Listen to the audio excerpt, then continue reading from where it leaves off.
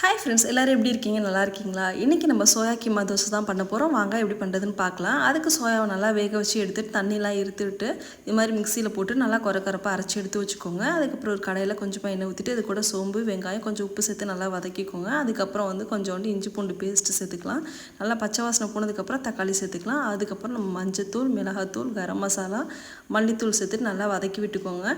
நல்லா வதங்கினதுக்கப்புறம் இது கூட அரைச்சி வச்சு அந்த சோயாவை சேர்த்துட்டு நல்லா வதக்கி விட்டுருங்க. அவ்வளோதான், நம்ம மசாலா ரெடி ஆகிடுச்சு.